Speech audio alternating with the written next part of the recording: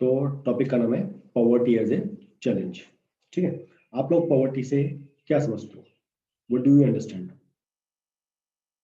अगर आपको कहे कि आई एम पुअर या मैं पॉवर्टी लाइन में हूँ, आपने ऐसे शब्द सुने होंगे, तो आपके अनुसार व्हाट इज पॉवर्टी? गरीबी, पुअर, ओके। इसका मतलब वैसे क्या है? हिंदी इंग्लिश में नहीं पूछा, इसका मतलब क्या होता है? एक अच्छी डेफिनेशन कौन बता सकता है कि ये डेफिनेशन है सर इसकी?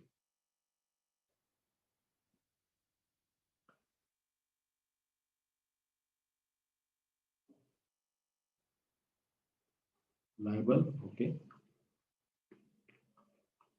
देखो चैप्टर के स्टार्टिंग में लिखा, थर्ड फोर्थ लाइन में।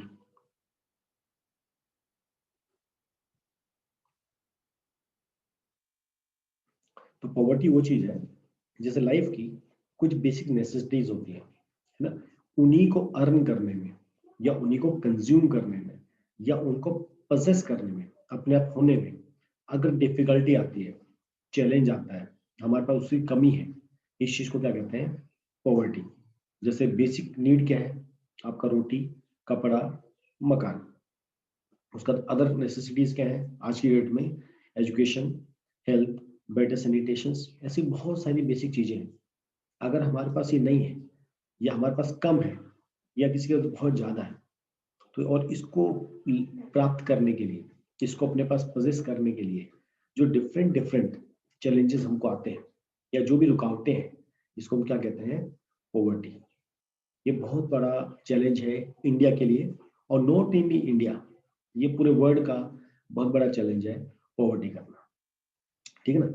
ये एक सिंगल डायमेंशन प्रॉब्लम है। सिंगल डायमेंशन प्रॉब्लम मतलब ये केवल रोटी से कनेक्टेड नहीं है, ये केवल कपड़े से कनेक्टेड नहीं है, ये मल्टी डायमेंशनल है।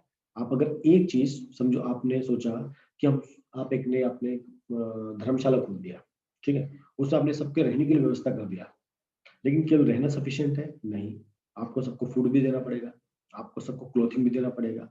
फिर ये दिन कब तक, ये आप कब तक उनको खिलाओगे? आप चाहोगे वो पढ़ाई भी करें, आप उनका बेटर हेल्थ का भी ध्यान रखोगे, सैनिटेशन का भी ध्यान रखोगे। तो जो पॉवर्टी होती है ये मल्टी डायमेंशनल होती है, ये सिंगल डायमेंशनल नहीं होती।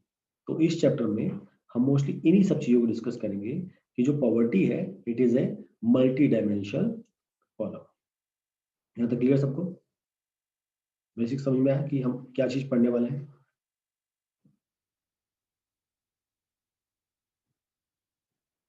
रिप्लाई करते रहो।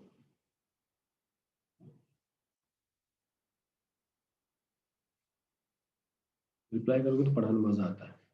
ठीक है, अब इस पॉवर्टी को अगर हम और अच्छे डीप में समझना चाहेंगे, तो हम इस पॉवर्टी को ह्यूमन पॉवर्टी भी कह सकते हैं। क्योंकि देखो हम जो पॉवर्टी में हम किसको हैंडल करने की कोशिश करें? ह्यूमन बीइंग को। रोटी की समझ कभी जानवरों को आपने भूखे मरते ही देखा होगा, जानवरों को अपने कपड़े की टेंशन लेते हुए देखा होगा, आपने जानवरों को पढ़ाई करते हुए देखा होगा, आपने जानवरों को हेल्थ के लिए कंसर्न होते ही देखेगा। आपको सब प्रॉब्लम्स आपको कहाँ नजर आएगी? ह्यूमन बींग्स में। अगर आपके सामने दो लोग का एक्सीडेंट होता है, एक इंसान का और एक जानवर का, सबसे पहले कोशिश क्या होती है? इंसान को बचाने की। ये नॉर्मल ह्यूमन साइकोलॉजी है। बहुत लोग होंगे नहीं सर हम तो कुत्ते को बचाएंगे, बिल्ली को बचाएंगे, अलग बात है। लेकिन अगर समझो हमारी फैमिली में हादसा हो, है ना, हमारी फैमिली रिलेटिव में हादसा हो, एक जगह कुत्ते को बचाना है, एक जगह रिलेटिव को बचाना है, तो आप सबसे पहले रिलेटिव को लेकर भागोगे। इसका मतलब जो पॉवर्टी जैसी समस्या है ये मेनली किसके साथ कनेक्टेड है? ह्यूमन के साथ। इसलिए इसको कई बार ह्यूमन पॉवर्टी भी कहा जाता है। ठीक है, अब हमने लाइफ में हम बहुत सारे ऐसे लोगों से मिलते हैं जो हमको लगता है वो क्या है? पुअर है। हम उनको किस सेंस में लेते हैं कि वो गरीब है। आपने आसपास देखे होंगे, कहाँ कहाँ पर आपने देखे लैंडलेस लेबर्स इन विलेजेस, मतलब जिसके पास खुद की जमीन नहीं है, जो दूसरे के जमीन पे जाके खेती करते हैं। शहरों में आपने झुग्गी झोपड़ी देखी है, जहाँ पर जिनके घर कच्चे हैं, खरपैल के हैं, लकड़ी से बने हैं, तरपाल के बने हैं, शीट्स के बने हैं, है ना, झुग्गी हो गया।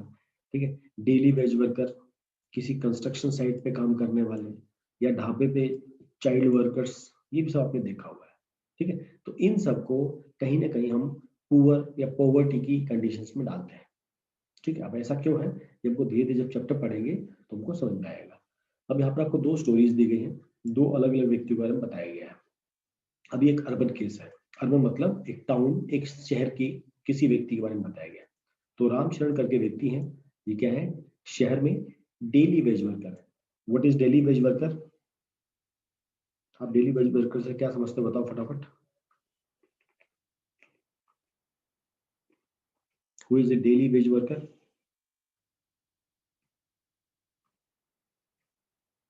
रिप्लाई कीजिए, रिप्लाई। रोज सैलरी मिलने वाला, रोज सैलरी मिलने वाला नहीं है, रोज कमाने वाला। काम करेगा तभी सैलरी मिलेगी, और सैलरी होती है फिक्स्ड, जो कमाई होती है वो डेली होती है। ठीक है, तो ये क्या है, ये डेली वेज वर्कर है। ये डेली अगर काम पे जाएगा तो इसको कुछ काम मिलेगा, तो ही इसके घर में रोटी आएगी खाने के लिए, या इसके पास पैसा आएगा खाने पीने के लिए। तो ये डेली वेज वर्कर है जो किसी पास की वीट फ्लोर मिल में काम करता है, रांची झारखंड में। उसके महीने की सैलरी कितनी है, 1500 रुपया। तो डेली जब जाएगा तो उसको मिलती है, जिस दिन नहीं जाएगा उस दिन उसकी तनख्वाह कट जाती है। क्या ये उसके लिए काफी? बिल्कुल भी काफी नहीं है। उसकी फैमिली में 6 मेंबर्स हैं, उसकी वाइफ है और 4 बच्चे हैं। बच्चों की एज है 6 महीने से लेके 12 साल। देखो नीचे फोटो भी दी गई है। ये जो राइट में लेफ्ट में जो व्यक्ति है, ये राइस जो आटा होता है उसको उठा के फैक्ट्री में ले आ रहा है। ठीक है, इसकी वाइफ है वो घरों में काम करती है। ठीक है, इसकी जो बड़ी सिस्टर है ये 2 बच्चों को संभालती है। इसका जो बड़ा भाई है वो किसी ढाबे पे काम करता है। आगे देखते हैं इसको, आगे इसकी स्टोरी में क्या लिखा है। He has to send money to his all parents who is living in a village। मतलब ये अपनी फैमिली के साथ कहाँ पर रहता है, शहर में रहता है। तो ये जो थोड़ा पैसा कमाएगा कहाँ पर भेजता है, अपने बूढ़े माँ बाप के पास जो किसी गांव में रहते हैं। उसके पिताजी लैंड लेस लेबर है, जिनके पास खुद की जमीन नहीं है। वो अपनी फूड के लिए अपने बेटे रामशरण और उसके भाई को भी डिपेंड करते हैं। ठीक है, अब जो रामशरण है ये एक सिंगल रूम में रहता है किसी बस्ती में, सिटी के एकदम आउटस्कर्ट्स, मतलब बाहर कहीं बस्ती है, और सिंगल रूम में रेंट लेके ये 6 लोग रहते हैं। इसका जो घर है वो ब्रिक से बना है, बट वो शेक है वो टेम्परेरी है, और ऊपर टाइल्स लगी हुई है। उसकी जो वाइफ है शांता देवी, वो किसी आसपास के घरों में छोटा मोटा काम करती है, और महीने में 800 रुपए कमाती है। आगे इस पैसे से ये पूरे दिन में 2 बार, केवल 2 बार दाल और राइस खा पाते हैं।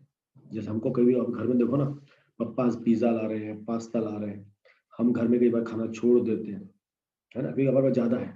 पर ऐसे ऐसे लोग भी हैं जिनको 2 टाइम भी ये दाल और राइस मिल जाए, ये बहुत बड़ी बात होती है ना।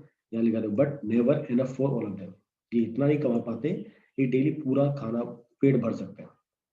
हम जब पार्टीज में हम कितना वेस्ट करते हैं, पर ये कईयों के पास तो पेट भरने के लिए खाना नहीं होता है। उसका जो बड़ा बेटा है किसी टी शॉप पे काम करता है, तो उसकी पूरे महीने की सैलरी कितनी है, 300। आप लोग पप्पा से पॉकेट मनी मांगते हो 300 बिना काम की, उसको तो काम करने के बाद भी पूरे महीने काम कर 300 रुपए मिलता है। तो उसकी जो बड़ी बेटी है वो बाकी 2 बेटों का ध्यान रखती है। इनमें से कोई स्कूल नहीं जा पाता है। ठीक है, इनके पास केवल 2 जोड़ी कपड़े हैं, एक आज पहनने के लिए, एक धोने के लिए। नए कब आते हैं, जब पुराना वाला एकदम फट जाए तब उनको मिलता है। शूज इनके लग्जरी है, लग्जरी आइटम, मतलब पता नहीं कब कौन से जमाने में लिया था और अगली बार कब मिलेगा। सपना है मतलब कि शूज भी हो जाए। जैसे तुम्हारे रैक्स में तो 5-5, 10-10, 20-20 साइड में रखे होंगे रैक्स शूज। स्पोर्ट्स शूज अलग, स्कूल के अलग, स्कूल के 2 वैरायटी के अलग, बाहर जाने के अलग, घर पे पहनने के अलग। यहाँ पर तो उनके लिए शूज लग्जरी है। उनके जो छोटे बच्चे हैं अंडर नरिश्ड है, क्योंकि पूरा अगर खाना नहीं मिलेगा उनको खाने के लिए, अंडर नरिश्ड रहेंगे। ठीक है, अगर इनमें इसको बीमार हो जाए तो इनका इतना पैसा नहीं है कि ये अपने आप को डॉक्टर को दिखाएं या अच्छा ट्रीटमेंट ले सकें, है ना। और हेल्थ केयर इनके लिए बहुत बड़ा इश्यू है। तो इस तरह की कंडीशन एक शहर में एक डेली वेज वर्कर की है। ठीक है, अब आते हैं गांव पे। तो कुछ लोग कहते हैं गांव में लोग गरीब होते हैं, नहीं, गरीब अमीर हर जगह। अब हम एक गांव की बात करते हैं, रूरल केस। लखा सिंह है, किसी मेरठ के यूपी से बिलोंग करता है। उसका खुद की जमीन नहीं है, वो क्या करता है, बड़े बड़े फार्मर्स के वहां पर काम करता है। ठीक है, पर वो रेगुलर नहीं होता, ये उसको कभी कभी मिल जाता है। वो पूरे दिन जब काम करता है उसको एक दिन में केवल 50 रुपए मिलता है। कितना मिलता है, केवल 50 रुपए। उतने से तो 1 किलो वीट या दाल भी मुश्किल से आता है। उससे वो अपने घर का खाना पीना चलाता है। उसकी फैमिली में 8 मेंबर्स हैं, जो अपने 2 टाइम का खाना भी उनके लिए जुटाना मुश्किल है। 50 रुपये में क्या आएगा आप भी सोच सकते हो, है ना। लखा जो है एक कच्चे से घर में रहता है, गाँव के एकदम बाहर। उसकी जो वाइफ है वो क्या करती है, chopping fodder and collecting firewood. वो जंगल से लकड़ी लेने जाती है, या वो घास, कहीं पर घास लगी होगी वहां घास लेके आती है काट के। उसके पिताजी एक टीबी पेशेंट हैं, जो 2 साल पहले चले गए थे क्योंकि उनको प्रॉपर मेडिकेशन नहीं मिला। अब उसकी मदर भी जो है, जो लखा सिंह है, उसकी मदर भी जो है सेम टीबी से सफर कर रही है, और उसकी लाइफ भी धीरे धीरे जा रही है क्योंकि पैसा है नहीं ट्रीटमेंट कराने के लिए। इस गांव में एक प्राइमरी स्कूल तो है, बट लखा वहां पर कभी पढ़ाई करने नहीं गया, क्योंकि जब से छोटा था 10 साल का, तभी से उसको काम करने जाना पड़ा। New cloth happen once in a few year. तो कई सालों में एक बार नया कपड़ा खरीदते हैं, और इनके लिए सोप या तेल, ऑयल जिसको बोलते हैं, जो बालों में लगाते हैं, इनकी लग्जरी है। तो हर लेवल की गरीबी इस विश्व में भी है और इस पूरे देश में भी है। ठीक है, ये जस्ट एक पिक्चर है, आप इन 2 कंडीशन को देख के समझ सकते हो कि गरीबी किस लेवल तक लोगों के पास है। जिस सोप को हम ऐसी 10 दिन में खत्म कर देते हैं, इनके तो लग्जरी हो गया, कब मिलेगा कब नहीं मिलेगा। जब हम इसको स्टडी करते हैं, इन 2 केस को हमने स्टडी किया, तब क्या क्या नजर आया कि पॉवर्टी में क्या क्या काउंट अप होता, बताइए। जब इस 2 केसेस को समझते हैं, तो पॉवर्टी से कई सारी चीज आपको सीखने को मिली। बताइए क्या क्या आपने सीखा।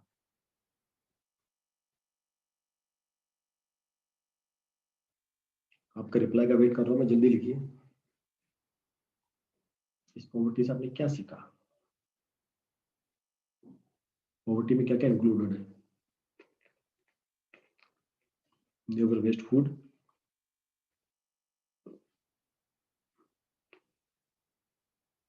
सब लोग रिप्लाई करो।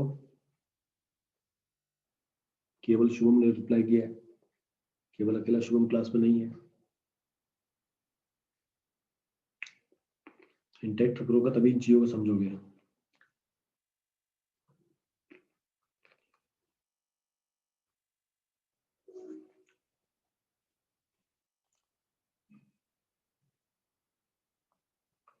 मुझे 26 बच्चों में से एक का रिप्लाई आया केवल अभी तक। आप लोग बाकी सब सो रहे हो कहीं और हो। सब अपना वीडियो ऑन करो, सब लोग। देखे तुम क्लास में कितने हो। सब लोग फटाफट वीडियो ऑन करो अपना। सब लोग अपना वीडियो ऑन करो।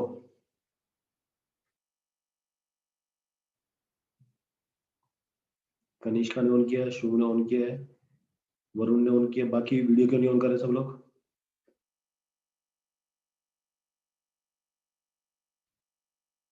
इसका मतलब बाकी लोग क्लास में है ही नहीं, सिर्फ ऑन किया और चले गए। इसका मतलब ये है ना बाकी लोगों का। अंजलि ने ऑन किया, अनुष्का ने ऑन कर लिया, गायत्री ने ऑन किया है, निश्चित ने ऑन किया है। सब लोग वीडियो ऑन करो, देखना चाहता आप लोग क्लास में है या नहीं है। अथर्व सिंगटे, ऐश्वर्या, आकाश सिंह, अखिलेश पाटिल, वीडियो ऑन करो फटाफट। आगे ऐसे नहीं पढ़ाऊंगा अगर आप लोग ऐसे बैठोगे तो।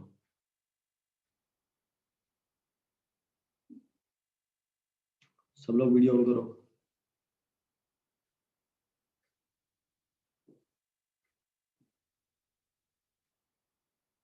तेजस, ऐश्वर्या, आकाश सिंह,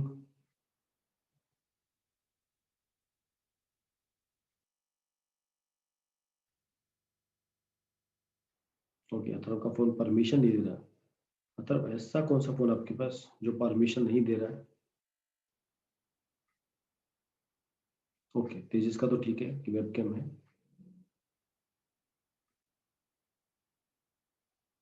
ऐश्वर्या, आकाश सिंह, अखिलेश पटेल, आर्यन, अथर्व सदामते, प्रणव, राहुल, यश कदम, आई हैव टू लवर्स। इसका मतलब है अभी सैमसंग गैलेक्सी और नेक्स्ट, ये कौन है।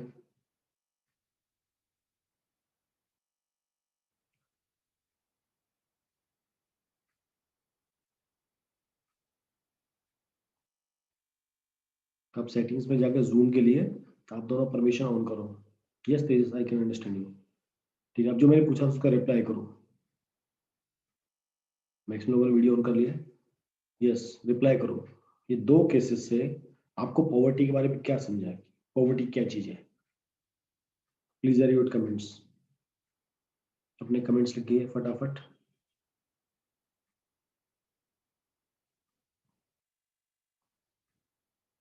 ठीक है, आप लोग सेटिंग बाद में चेंज कर लिए, आप चैट बॉक्स में लिखिए इन दो केसेस से आपने पॉवर्टी के बारे में क्या जाना, क्योंकि आप जानोगे तभी आप समझ पाओगे इस पॉवर्टी को कैसे खत्म करना है।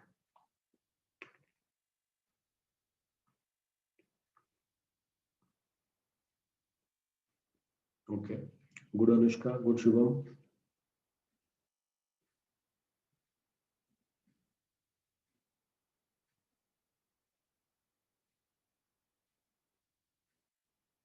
बाकी लोग भी लिखो टेक्स्ट में।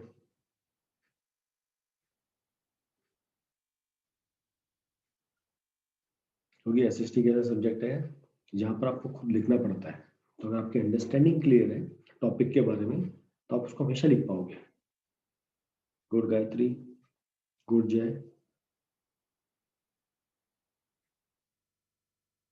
गुड आर्यन।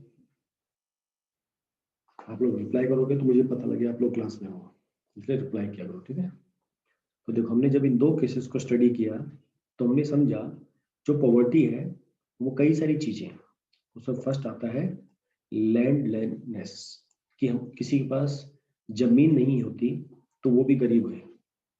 फिर अनएम्प्लॉयमेंट, कि कोई फिक्स इनकम नहीं है, कुछ फिक्स सैलरी नहीं है, बेरोजगार है।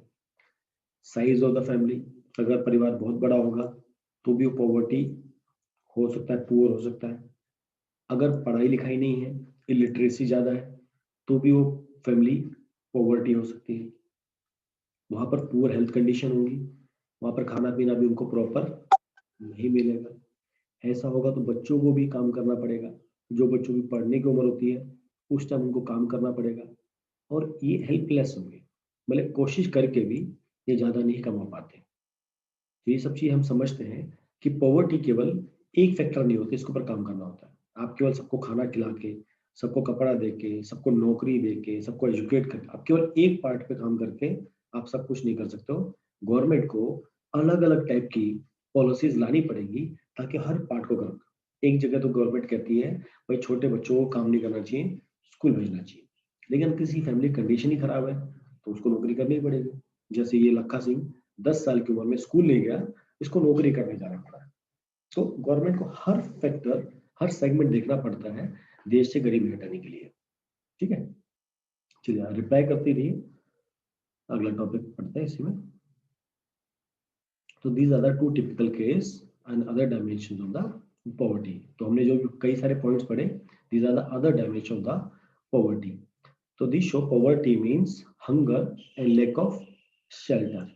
It also a condition in which parents are not able to send their children to the school. एक ये कंडीशन भी है, वो अपना ट्रीटमेंट का कॉस्ट अफोर्ड नहीं कर सकते, वो भी पॉवर्टी है। क्लीन वाटर नहीं है, सैनिटेशन फैसिलिटी नहीं है, वो भी पॉवर्टी है। लैक ऑफ रेगुलर जॉब, ये भी एक पॉवर्टी है। एक डिसेंट लेवल का सैलरी ना हो, ये भी है। और इन सबसे क्या होता है, सेंस ऑफ हेल्पलेस, भाई हम चाह के भी हम कुछ नहीं कर पा रहे, ऐसी भावना अंदर आ जाती है। तो गवर्नमेंट के सामने बहुत बड़ा चैलेंज होता है इन सबको हैंडल करना। तो this one of the biggest challenge of the independent India. ठीक है, to come about the this poverty part. Gandhi ji कहते थे भाई हमें एक ऐसी देश की स्थापना करनी है जहां पर सबसे गरीब से गरीब आदमी भी को हम गरीबी से ऊपर उठा सकें, उसके जीवन में कोई दुख, कोई संकट ना हो। Poverty is seen as a social scientist. ठीक है, पॉवर्टी के कई सारे फेसेस हैं, कई सारे इंडिकेटर्स हैं। जब इन इंडिकेटर को समझेंगे तब समझ पाएंगे कि पॉवर्टी पे हम किस तरह काम कर सकते हैं। तो कुछ इंडिकेटर्स, इंडिकेटर मतलब जिससे हमको पता लगता है कि किसी भी देश की इकोनॉमिकल कंडीशन कैसी है, पॉवर्टी कंडीशन कैसी है, वो सब। तो दो इंडिकेटर कौन से हैं, these are the level of income and level of consumption.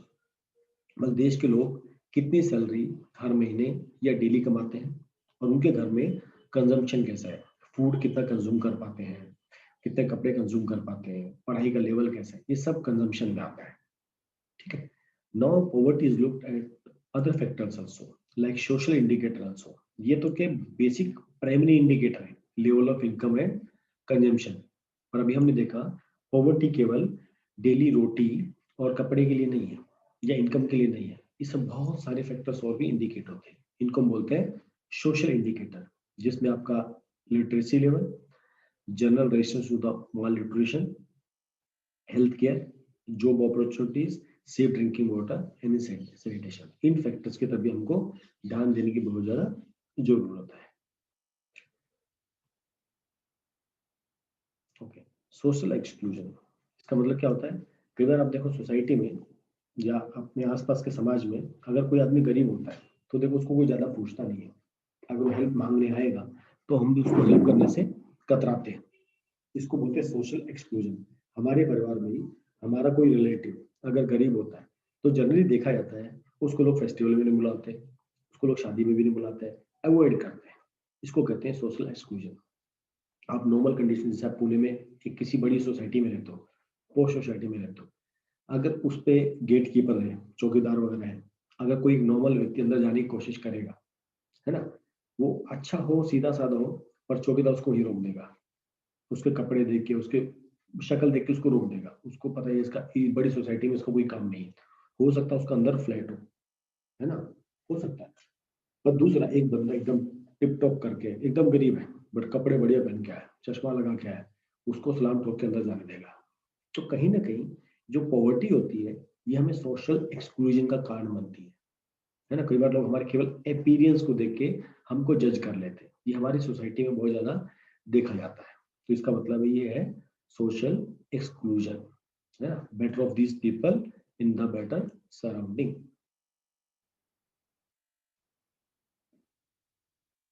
Yes, आगे है, ये आपका नेक्स्ट पॉइंट है वेल्युरेबिलिटी।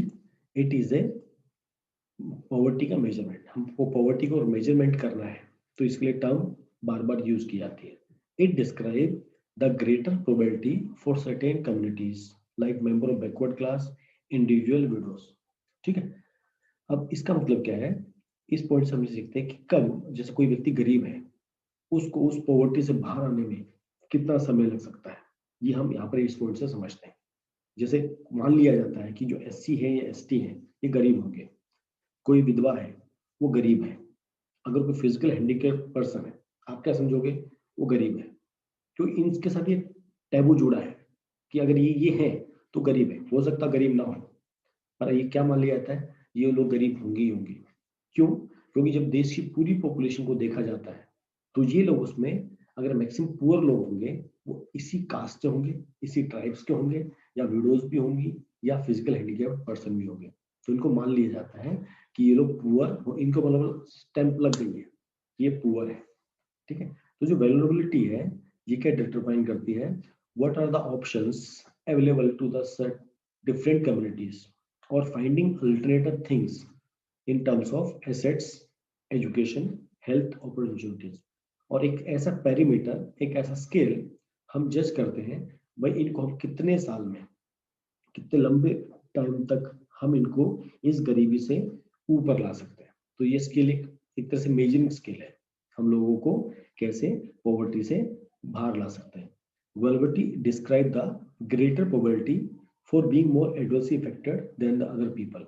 जैसे आपके सामने कोविड का केस है, ठीक है। कोविड के केस में देखो कितने लोगों की नौकरी छूटी, लेकिन आप सब ध्यान से अगर एनालाइज करोगे, जो डेली वेज वर्कर हैं, जो डेली कमा के खाते हैं, ऐसे लोग ज्यादा सफर हुए। अपने आपने देखा होगा, ठीक है। आप तो घर में बैठे थे, आपके पेरेंट्स ने एक अच्छा खासा पैसा जमा करके रखा होगा, इसलिए आपके कुछ महीने निकल गए। लेकिन जो किसी घर पे काम करके पैसा कमाते हैं, auto rickshaw driver, daily veg workers, जो डेली कमाते थे, उनका पीछे से कोई बड़ा बैकअप नहीं था, उनके लिए लाइफ सस्टेन करना कितना डिफिकल्ट हुआ था। ठीक है। तो वैल्यूटी वो बताती है कि कौन लोग जल्दी इफेक्ट होंगे अगर कोई वैसी नेचुरल कैलेमिटी आती है। तो जो लोग गरीबी में हैं वो ही सबसे ज्यादा इफेक्ट होते हैं, और इनको पर इसलिए काम करने में ज्यादा टाइम लगता है। यहाँ तक क्लियर सबको? नेक्स्ट टर्म पे चलेंगे। सोशल एक्सक्लूजन ऑफ, यहाँ तक जो पढ़ा है सबको क्लियर है?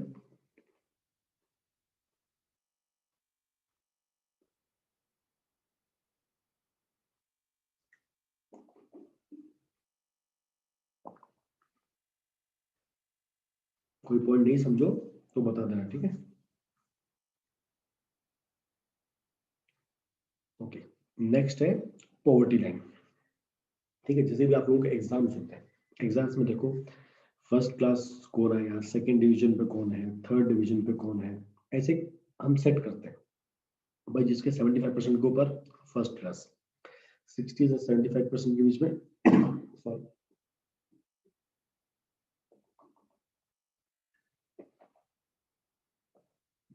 60 से 75% के बीच में सेकंड क्लास, उसके नीचे तक, मतलब हमने एक इमेजिनरी लाइन खींची है डिस्टिंग्विश करने के लिए। उसी तरह पॉवर्टी लाइन भी एक इमेजिनरी लाइन है जो यूज होती है, एक ऐसा मेथड है जिससे मेजरमेंट कर सकते हैं भाई कितने लोग गरीब हैं और कितने लोग मीडियम क्लास है, कितने लोग अर्निंग या रिच पीपल है। ठीक है, तो ये कोई ऐसी लाइन इमेजिनरी है और ये टाइम के साथ ऊपर नीचे होती है। इसमें मतलब क्या मान लिया जाता है भाई, हम मिनिमम गवर्नमेंट, हर कंट्री का ये लेवल अलग अलग होता है। ठीक है, हम मान लेते हैं भाई जो व्यक्ति महीने में इतना कमाए तो हम उसको बोलते हैं पॉवर्टी लाइन के ऊपर है। अगर उसके नीचे कमाए तो मान लेते हैं वो गरीब है। ठीक है, तो ये एक इमेजिनरी लाइन है। तो a person is considered poor if his और हर इनकम और in consumption level fall below a minimum energy level to fulfill the basic needs। सबसे बेसिक नीड फूड की होती है ना? कपड़ा 1 साल 2 साल चल जाता है।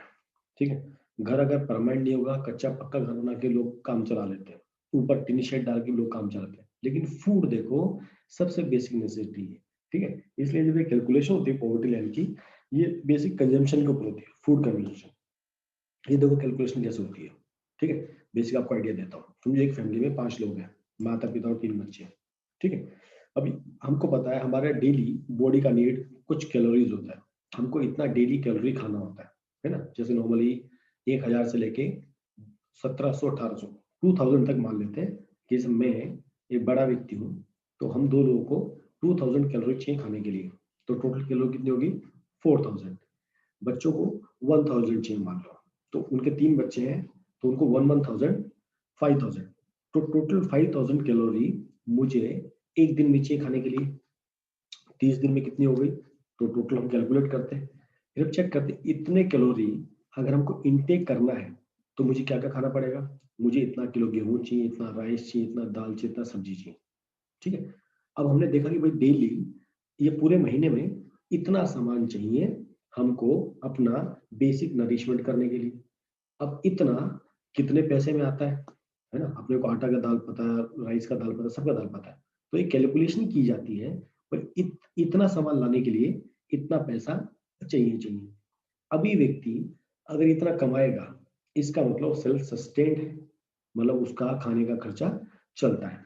मान लो निकल के आता 5000 मान लो। ठीक है, अगर वो अब पूरे महीने में अगर 5000 कमाएगा, इसका मतलब पॉवर्टी लाइन के नीचे नहीं है। अगर उसके नीचे कम का कोई 2000 कमाता महीने में, 3000 कमाता है, उसका नीड कितना है? 5000। कमाता कितना है? केवल 2000। इसका मतलब वो गरीब है। तो ऐसे ये पॉवर्टी लाइन निकाली जाती है। तो ये हर देश का, हर एरिया का अलग अलग हो सकता है। आगे आप देखो कई चार्ट्स हैं जो आपको दिखाई देंगे हमारे इंडिया में पॉवर्टी लेवल कितना है, हर स्टेट का कितना है, और ये कंट्री टू कंट्री भी डिफर करता है। जैसे यूएस जैसी कंट्री में अगर किसी आदमी के पास कार ना हो तो मान लिया तो गरीब है, बरोबर। लेकिन इंडिया में कार होना अभी भी लग्जरी है।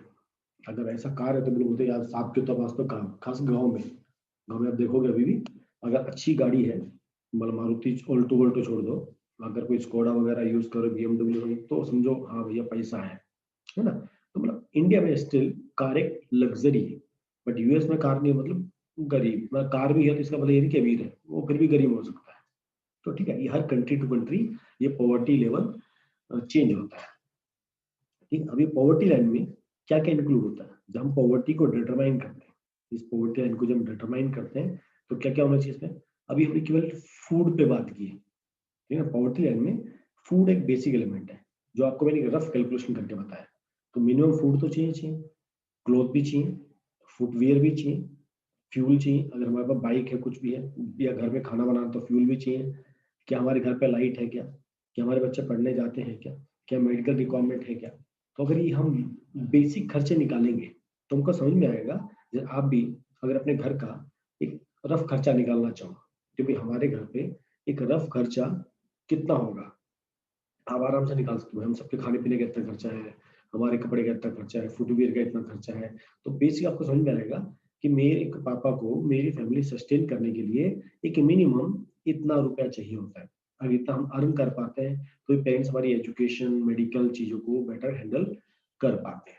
तो पॉवर्टी लाइन को जब हम ड्रॉ करते हैं, इसमें सारे फैक्ट हमको कंसिडर करने पड़ते हैं। ये शिवम पूछता है यूएस में इनकम ज्यादा है या सब कुछ सस्ता है लाइक कार। नहीं, ऐसा नहीं, यूएस में इनकम ज्यादा है, ठीक है। तो ये पॉवर्टी लाइन इन सारे फैक्टर्स को कंसिडर करके किया जाता है। ये जो नीचे लिखा है मैंने आपको सब समझा दिया है कि सबका कैलोरी रिक्वायरमेंट कितना होता है। इसे लिखा ना 24,000 कैलोरी पर पर्सन पर डे। बच्चों का थोड़ा कम होता है, तो इससे आप कैलकुलेट कर सकते हो।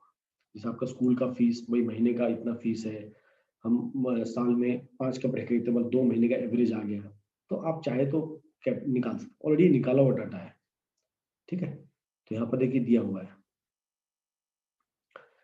इन द ईयर 2000, हमने 2000 में एक सर्वे किया था, तो उसमें ये निकल के आया था कि अगर कोई फैमिली 1640 पर मंथ कमाती है, वो पॉवर्टी लाइन के अंडर आती है। ये गांव की बात है। शहरों में 2270, ये कब की बात है, 2000, ये आज से 20 साल पहले का डाटा है। अब तो डाटा बहुत चेंज हो गया है, ये क्योंकि किताबें तब लिखी गई थी ना, ये तब का डाटा है। तो कोई शहर में भी 2270 रुपये कमाता था, इसका मतलब वो अभी पॉवर्टी लाइन के आसपास है, वो उससे बाहर नहीं निकला है, ठीक है। ये एवरी 5 ईयर्स में डाटा अपडेट होता है, पर यहाँ पर पिछले 20 साल का डाटा है। तो ये है नेशनल सैंपल सर्वे ऑर्गेनाइजेशन, ये सब ये कंडक्ट करते हैं, ये अलग अलग सर्वे करते हैं, कंपेयर करते हैं डेवलपिंग कंट्रीज का, डेवलप कंट्रीज का, वर्ल्ड बैंक से डाटा लेते हैं, तब ये डिसाइड करते हैं कोई पॉवर्टी लाइन कैसी है। तो इन्होंने निकाला था $1 पर पर्सन पर डे, पर ये 20 साल पुराना डाटा है, ठीक है। पॉवर्टी एस्टिमेट्स, अभी देखो आपको नीचे कुछ डायग्राम्स हैं, चार्ट्स वगैरह है, तो ये चार्ट्स तो आप देख सकते हो, ये मोस्टली एग्जाम में देखो कैसा आता है। पर ये आपको जस्ट डाटा दिया गया है, ठीक है, कि कितना परसेंटेज पॉवर्टी रेशियो है। ये इंडिया का ही पॉवर्टी इन इंडिया 1973 में कंबाइंड कितना था 54.9, इसका मतलब 55% of Indian population was below poverty line. और 1990 तक आते कितनी बच गई 26.1। तो काफी अच्छा चेंज हमने किया है, ठीक है। तो ये डाटा आप समझ सकते हो, डाटा कोई दिक्कत नहीं है। ये भी आपको डाटा दिया गया है, ये इसका ग्राफ यहाँ पर दिया गया है कि जैसे शेड्यूल ट्राइब्स में 51% 51% जो पीपल है शेड्यूल ट्राइब्स में वो गरीब है, पॉवर्टी लाइन के अंडर में है। 50% अर्बन कैजुअल लेबर्स, मतलब अगर 100 ट्राइब्स है उसमें से 51% क्या है बिलो पॉवर्टी लाइन है। अगर 100 लेबर है उसमें से 50 बिलो पॉवर्टी लाइन है। अगर 100 लोग हैं उसमें से जो रूरल एग्रीकल्चर लेबर्स है वो 47% गरीब है। शेड्यूल कास्ट में अगर 100 है तो 43 लोग बिलो पॉवर्टी लाइन। तो एवरेज इंडियन रेशियो कितना है 26। तो उसके रेशियो में देखेंगे तो schedule caste and schedule tribes का रेशियो ज्यादा है गरीबी के एंगल से। ये जो डेली वेज वर्कर होते हैं या गांव में जो लेबर्स होते हैं, ये उनका रेशियो दिया हुआ है। तो ये चार्ट आप देख सकते हो, इसमें कुछ ऐसा अंडरस्टैंडिंग का नहीं है। यहाँ पर एक और केस स्टडी दिया गया है, एक फैमिली का और स्टोरी ऑफ ए शिवरामन। तो वैसी सेम स्टोरी है कि एक गांव में शिवरमन रहता है, वो गांव में 100 लोग रहते हैं। ये कॉबलर बाय कास्ट है, एग्रीकल्चर लेबर है, दिन का उसको 50 रुपये मिलता है और उसको केवल 6 दिन काम मिलता है, मतलब साल में 6 महीने काम मिलता है। उसका 6 महीने कुछ और काम करता है छोटा मोटा। उसकी वाइफ भी काम करती है, उसको 25 रुपया पर डे मिलता है।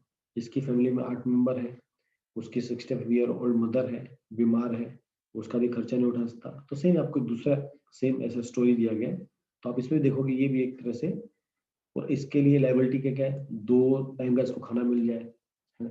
एक बार मिल्क खरीद दे, बहुत बड़ी बात है, और वो भी केवल बेटे के लिए खरीद पाता है। ठीक है, तो ऐसी कई सारी कंडीशंस हैं। अब ऐसी पॉवर्टी का कुछ स्टडी किया गया स्टेट वाइज कि स्टेट लेवल पॉवर्टी कैसी है, तो हम इसको ग्राफ के माध्यम से समझेंगे, जो आपको नीचे ग्राफ दिया हुआ है ये वाला, जो ग्राफ सबके सामने है देखिए। तो यहाँ पर आपको हर एक स्टेट का ग्राफ दिया हुआ है। इंडिया का अगर एवरेज निकालेंगे तो इट इज 21.6, ये डाटा 2000 का है। ठीक है, अभी आप देखोगे इसमें उड़ीसा, बिहार, मध्य प्रदेश, इन स्टेट में पॉवर्टी रेशियो ज्यादा है, जो देश का एवरेज से भी ज्यादा है।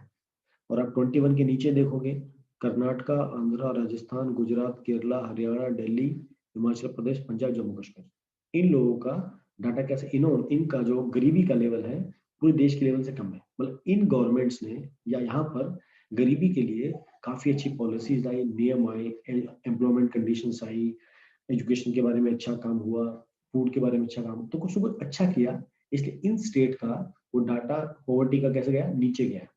बाकी स्टेट्स इतना नहीं कर पाए, उनका भी अपना अपना रीजन रहा होगा, पर हर कोई ट्राई कर रहा है हम एवरेज में, जो कंट्री का एवरेज है वहां तक सब लोग पहुंचे। ये 20 साल पुराना डाटा है, ये आपको उस टाइम की बात बता रहे हैं। ऐसे आप देखोगे वर्ल्ड वाइड भी ये एक डाटा आपको दिया हुआ है, ये 2001 का है, वर्ल्ड डेवलपमेंट रिपोर्ट 2001, कि नाइजीरिया में नंबर 1 पे था, कि वहां पर जो पॉपुलेशन है 70% $1 से कम कमाती है, $1 पर पर्सन पर डे। इन नाइजीरिया फर्स्ट नंबर पे था 70.8, मतलब 100 में से 70 लोग ऐसे थे जो $1 से भी कम कमाते थे। फिर बांग्लादेश का नंबर आता था, फिर इंडिया का आता था, फिर पाकिस्तान, चाइना, ब्राजील, सबका नंबर, और मैक्सिमम देखो साउथ एशियन कंट्रीज है।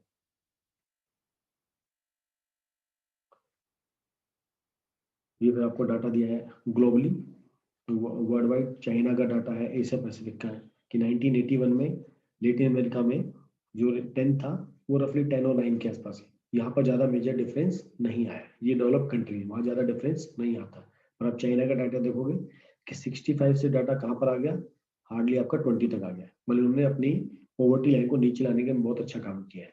ऐसी east face Asia and Pacific Asia, यहाँ भी अच्छा काम हुआ है, 60 से भी 20 तक आ गए हैं। साउथ एशिया भी 50 से तकरीबन 35 के आसपास आ गया है।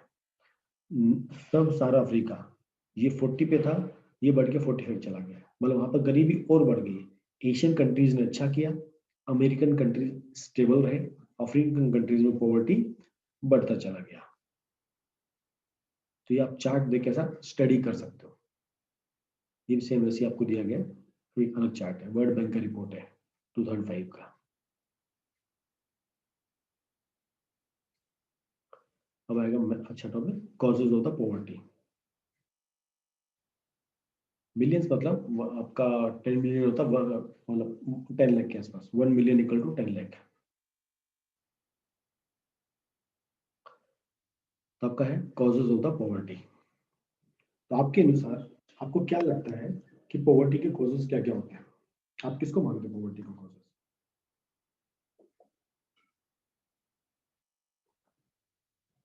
बताइए आप लोग।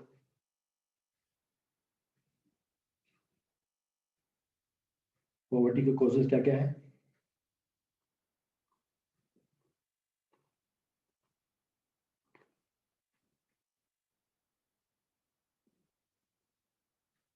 लो education, okay, lack of income, good,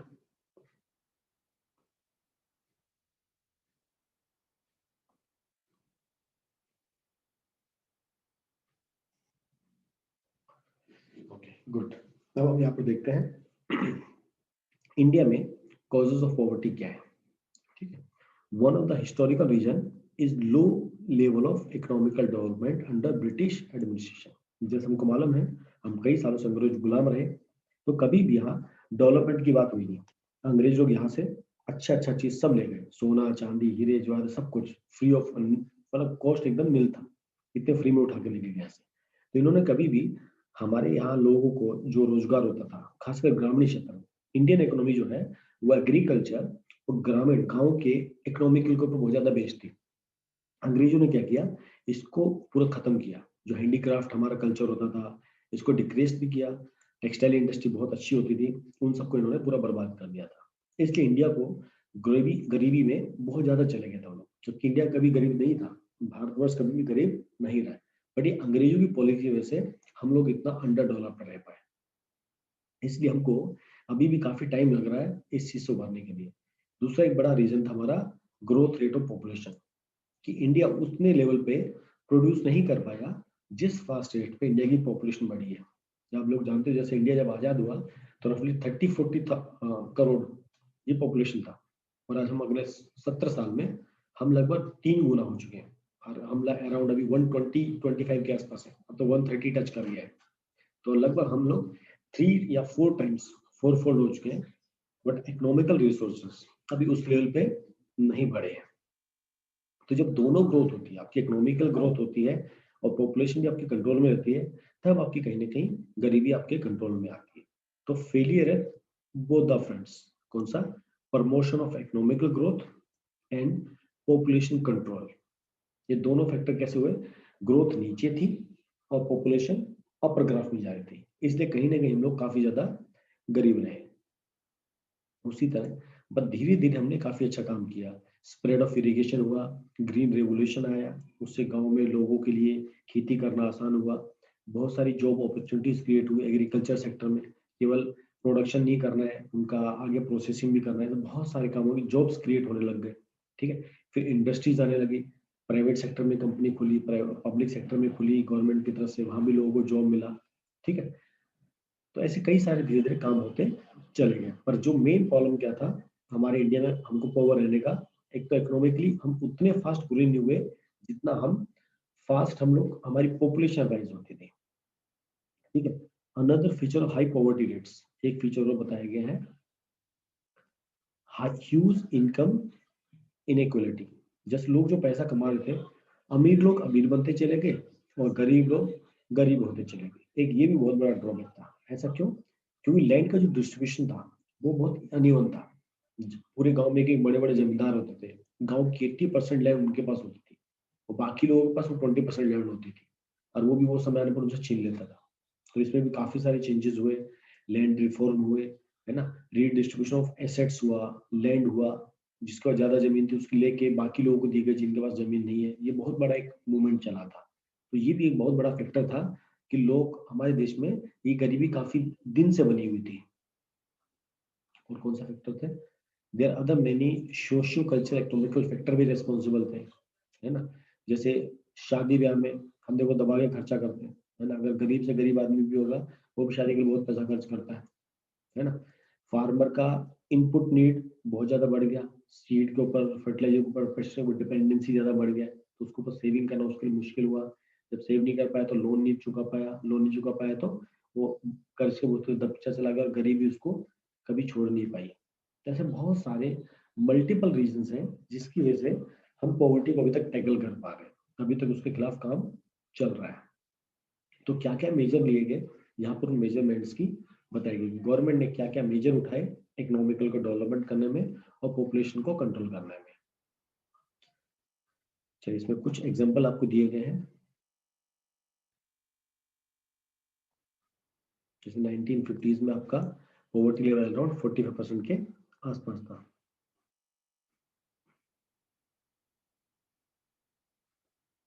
natural states का बताता हूँ आपको, थोड़ा रुको, शांति रखो।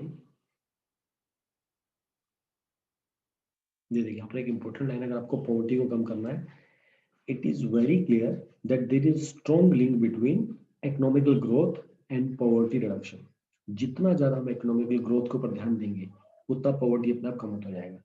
सबसे इंपॉर्टेंट होता है, अगर किसी को भी अगर देश से गरीबी हटाना है, आप उसको केवल रोटी देके, कपड़ा देके आप कभी भी गरीबी हटा ही सकते हो। अगर आपको गरीबी हटानी है तो याद रखो आपको एजुकेशन पे ध्यान देना होगा। अगर आपने अच्छा एजुकेशन दिया और वो भी फ्री, अगर गवर्नमेंट चाहे तो, जिसमें आप देखो कई सारी गवर्नमेंट स्कीम लाती है, जो बच्चे काफी गरीब होते हैं 5th क्लास तक एजुकेशन फ्री है, 8th तक फ्री है। गर्ल्स जो सिंगल चाइल्ड होते हैं उनको 8th तक एजुकेशन फ्री रहता है। अगर हमने देश की जो आने वाली जनरेशन है, अगर हमको अच्छा एजुकेशन दे दिया ना, अच्छी एजुकेशन होगी, स्किल्ड होंगे, जॉब मिलेगी मिलेगी। मान लो जॉब नहीं भी मिली तो ये लोग इतने सेल्फ सफिशिएंट होंगे, ये अपना काम खुद कर सकते हैं। इंडिया अभी कोविड में भी देखो सबसे फास्ट रिकवर हुआ है, चाहे आप हेल्थ लेवल पे ले लो, चाहे आप इकोनॉमिकल लेवल पे लो। इंडिया ने जो ग्रोथ किया है, कुछ कंट्रीज ने इकोनॉमिकली यू शेप में ग्रो किया है। यू मतलब ऐसा होता है, कोविड में धीरे धीरे नीचे नीचे नीचे रहे, अब धीरे धीरे ऊपर आ रहे हैं। पर इंडियन कैसे वापस हुए, नीचे आए उसी स्पीड से वापस आ गए।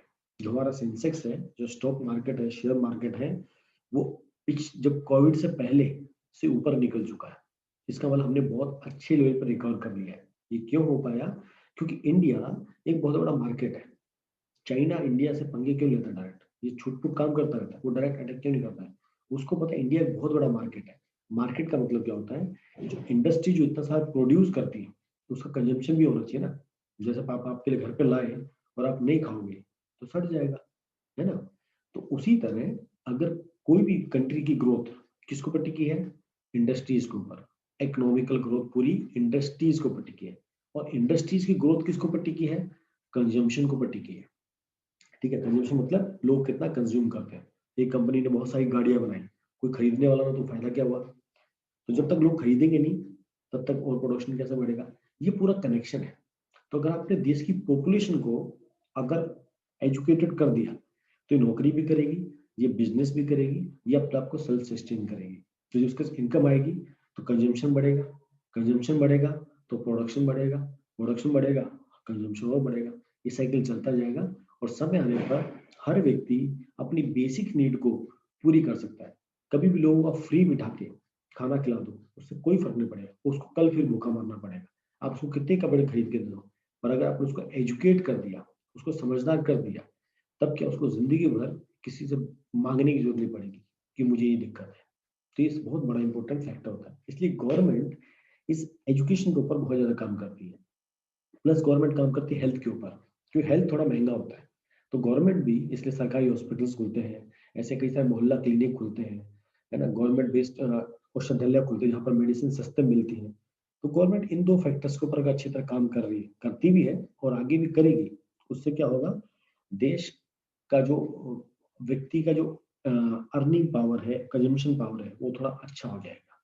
इसलिए गवर्नमेंट देखो क्या कर रही है, it encourage people to send their children including girl child in the school to for getting better education which will return in the form of economical। हमने पीपल एज ए रिसोर्स में पढ़ा था, जब हम लोगों के ऊपर इन्वेस्टमेंट करेंगे तो people will give good returns. तो वो इन्वेस्टमेंट किस फॉर्म में होनी चाहिए, इन्वेस्टिंग इन द एजुकेशन, ये सबसे इंपॉर्टेंट पार्ट होता है। तो गवर्नमेंट एक्चुअली इसके ऊपर काफी कुछ काम कर रही है और आने वाले टाइम में और भी अच्छा काम होगा ही होगा। ठीक है, और क्या कर सकती है, लोगों को डायरेक्ट रोजगार दे सकती है। जैसे एक स्कीम है मनरेगा, है ना, national rural employment guarantee act. इसके अंडर में क्या है, आपको 100 डेज के लिए, अगर आपके पास कोई नौकरी नहीं है, तो खासकर गांव में, ठीक है, गांव में अगर आपके पास कोई नौकरी नहीं है तो गवर्नमेंट आपको 100 डेज का एश्योर्ड एम्प्लॉयमेंट देगी ही देगी। उसमें आपको कुछ पर डे फिक्स होता है कि पर डे आपको 100 रुपया, 150 रुपया, 200 कुछ मिलता है। ठीक है, तो आपको 100 दिन तो गवर्नमेंट जॉब दे रही है। जैसे खासकर किन के लिए आया था, जो खेती वाले लोग करते हैं। अब देखो खेती पूरे साल भर नहीं चलती है, वो 150 दिन चलती है, 200 दिन चलती है। तो गवर्नमेंट क्या बोलती है, चलो भाई 100 दिन हम तुमको रोजगार देंगे।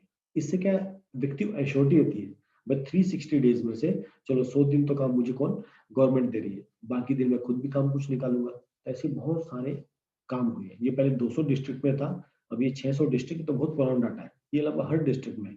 अभी आप देखो आपके गाँव के आसपास में बहुत सारे रोड कंस्ट्रक्शन का काम चल रहे हैं, है ना, नई रेल लाइन बिछ रही है, नए नए एयरपोर्ट्स आ रहे हैं। इसमें क्या होता है, जो लोकल लोग होते हैं उनको बहुत ज्यादा एम्प्लॉयमेंट मिलता है, उनको डेली काम करने का मौका मिलता है। इससे क्या होगा, जब अर्निंग, उससे क्या होती है, ये लोगों की अर्निंग बढ़ती है। हमको क्या दो काम करने हैं, हमको उनके हाथ में ज्यादा पैसा देना है, ताकि पैसा कैसे मिलेगा, काम करके मिलता है। तो ये बहुत इंपॉर्टेंट स्कीम्स है। ओके, और कौन सा है, national food for work programme. ये भी एक लॉन्च हुआ 2004 में, पहले 150 डिस्ट्रिक्ट में हुआ। इसमें भी जब मिड डे मील देखते हो कि बच्चा स्कूल नहीं आता तो एटलीस्ट यहाँ पर फूड के लिए आएगा कि जो भाई तुमको दिन में एक बार खाने का मौका मिलेगा। ऐसी कई फैमिलीज हैं जहाँ पर भी 2 टाइम भी अच्छा खाना नहीं मिलता है, तो गवर्नमेंट ने मिड डे मील का कॉन्सेप्ट लाया। इसी बहाने बच्चा स्कूल आएगा, खाने के लिए तो आएगा, जब आएगा तो पढ़ाई भी करेगा। तो ये भी बहुत इंपॉर्टेंट अच्छा स्टेप था। तो ऐसी गवर्नमेंट बहुत सारी चीजें कर रही है। और देखो कौन सी स्कीम है, ऐसे देखो इसमें कई सारी स्कीम्स हैं। रूरल एम्प्लॉयमेंट जनरेशन प्रोग्राम 1995 में, ये भी इससे सेम वही था कि लोग अपना खुद का बिजनेस चालू करें। गांव में देखो आपको अगर बिजनेस चालू करना है तो आपको लो इंटरेस्ट रेट पर आपको लोन मिल जाता है, ठीक है, जिससे काफी सारे जॉब क्रिएट हुए। फिर नई एक है स्वर्ण जयंती ग्राम सौर योजना 1999। इसका पर्पस क्या था, पुअर फैमिली जो पॉवर्टी लाइन के नीचे है, इन सबके बीच में छोटा, इन सबको छोटा सेल्फ हेल्प ग्रुप बना दो, ठीक है। इसका मतलब क्या है, जैसे एक गांव के 10 लोग हैं, वो उनको इकट्ठा एक समूह बन गया सेल्फ हेल्प ग्रुप, वो खुद कुछ काम करना स्टार्ट करें और गवर्नमेंट उनसे वो डायरेक्ट परचेजिंग करना स्टार्ट करे। इसको हम बोलते हैं लघु कुटीर ग्रामीण उद्योग। गांव में जब लोग खाली हैं, मान लो खेती नहीं हो रही है या महिलाएं अगर खाली है काम नहीं कर रही, तो वो छोटा छोटा ग्रुप बना सकती है। जैसे अगरबत्ती बनाने का काम हो गया, धूप बनाने का काम हो गया, लकड़ी की छड़ी बना दिया, लकड़ी की टोकरियां बना दिया। ऐसे जो आर्टिकल शहरों में काम आते हैं, तो गवर्नमेंट क्या है इनको क्रिएट करती है, इनको बैंक से लोन भी दिलवाती है, सब्सिडी भी दिलवाती है, और ये लोग जो बनाते हैं उनको डायरेक्ट परचेजिंग भी करती है। तो उससे क्या होता है, इन लोगों को कुछ पैसा पक्का मिलता है काम करने का। तो ऐसी बहुत सारी योजनाएं जो चलती हैं। प्रधानमंत्री ग्रामोदय योजना, ये 2000 में लॉन्च हुई। इसका पर्पस क्या था, जो बेसिक हेल्थ है, लोगों को बेसिक एजुकेशन है, शेल्टर है, ड्रिंकिंग वाटर, ताकि हर जगह पहुंचे। अनुदय अन्न योजना है ना, इसके बारे में अगले चैप्टर में पढ़ेंगे। अभी देखो जब ये लॉकडाउन हुआ तो गवर्नमेंट ने जो जिनके पास बीपीएल कार्ड था, जो उनके पास डेली काम करके कमाते थे, उनको गवर्नमेंट ने अभी तक नवंबर तक भी उन लोगों को फ्री में दिया है राशन। इतना किलो चावल, इतना किलो आपको दाल, इतना किलो चना, ये गवर्नमेंट अपने खाते से दे रही है, ताकि लोगों को इस महामारी से भी बचा तो नहीं पा रही, लेकिन जो उनकी बेसिक नीड है उनको तो पूरा। ओके, और कुछ है इसमें? यस। अब इसमें भी इन सब स्कीम्स में भी काफी सारे चैलेंज आते हैं। जैसे पहले राजीव गांधी हमारे देश के जो प्राइम मिनिस्टर थे, वो कहते थे मैं जब ऊपर से 100 रुपया भेजता हूँ, नीचे केवल 16 पैसा पहुंचता है। समझो, 1 रुपया भेजता हूँ, नीचे केवल 16 पैसा मिलता है, बीच के 84 रुपीज कहाँ चले गए, बीच वाले लोग खा जाते थे। अब कैसा है, डायरेक्ट आपके अकाउंट में आता है। तो बहुत सारे चैलेंजेस भी हैं इन पॉलिसीज को इम्प्लीमेंट करने में। हो रहे हैं, मतलब ग्राउंड लेवल पे काफी काम हो रहा है, बट स्टिल 100% वो परफेक्ट लेवल पे हो जाए उसमें टाइम लगेगा, है ना। इसलिए आप देखते हो गांव में और शहरों में चीजें के इम्प्लीमेंट होने में टाइम लगता है।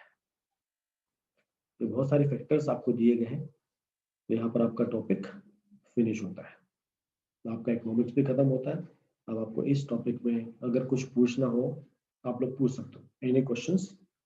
मैं आपको अनम्यूट करने का ऑप्शन देता हूँ, अगर किसी का कोई क्वेश्चन है तो आप अपने आप को अनम्यूट कर सकते हो और आप क्वेश्चन पूछ सकते हो।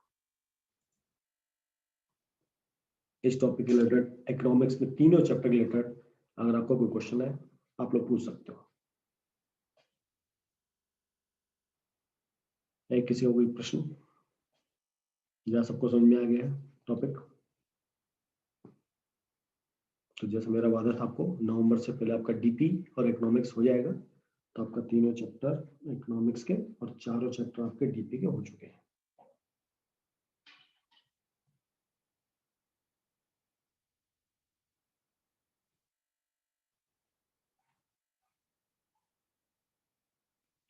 करप्शन हटने से पॉवर्टी नहीं हटेगी, हाँ, बट पॉवर्टी को हटाने की स्पीड फास्ट हो जाएगी। हाँ, पूछो गायत्री बच्चा।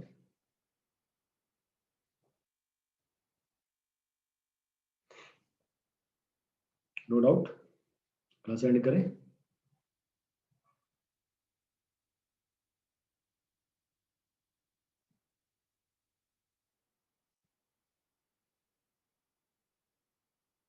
चलो अटेंडेंस दे दो सब लोग फटाफट।